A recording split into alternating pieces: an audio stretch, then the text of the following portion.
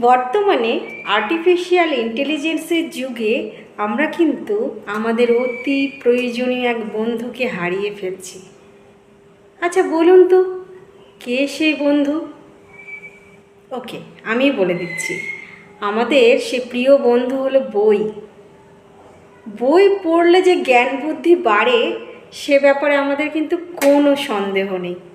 কিন্তু বই পড়লে আর কি হয় জানেন? বই পড়লে আমাদের ব্রেনের যে নিউরনের অ্যাক্টিভিটিগুলো বেড়ে যায়। এই নিউরনের অ্যাক্টিভিটি বেড়ে যাওয়ার জন্য ব্রেনের কার্যক্ষমতা বৃদ্ধি পায়। আর কি হয় জানেন? বই পড়লে আমাদের মস্তিষ্কের যে ডিজিজগুলো হয়, ব্রেন ডিজিজ, সেগুলো হওয়ার আশঙ্কা অনেক কমে যায়। আর কি হয় বই পড়লে?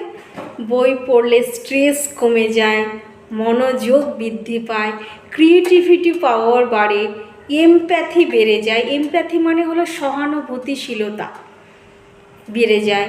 আর কি হয়? নেগেটিভ ইমোশনগুলো ধীরে ধীরে আমাদের মন থেকে লুপ্ত হয়ে যায়। আর কি হয়? স্মৃতিশক্তি বাড়ে, মানসিক শান্তি মেলে, ইমাজিনেশন পাওয়ার বাড়ে। কেমন করে বাড়ে? আমরা যখন বই পড়ি দেখবেন আমাদের মনের মধ্যে কিন্তু আমরা একটা ইমেজ তৈরি করে ফেলি, বা ব্রেনের মধ্যে একটা ইমেজ তৈরি করে ফেলি। সেই ইমেজে কিন্তু আমাদের ইমাজিনেশন পাওয়ার অনেক বেড়ে যায়, স্ট্রেস কমে যায়। তাই চলুন আজকে থেকেই আমরা অন্তত